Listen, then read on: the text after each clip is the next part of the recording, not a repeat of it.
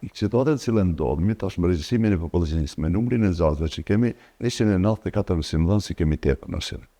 Dhe 194 e ke tash prej Ministrisë Financave, 194 i dush me e gbitin nëshën, prej punës. Kanë me hekë. Ata e kanë ndonë edhe në fund atyre kanë shënu. Nëse komuna ka pare, mund është me ndati.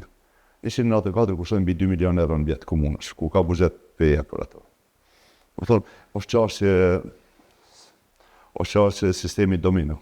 A i të thot një, po ti nësi i lejnë të 194, qka po ndodhë? Sa kemi me pas në mundësi, sa kemi pas mundësi mi mbështet ta.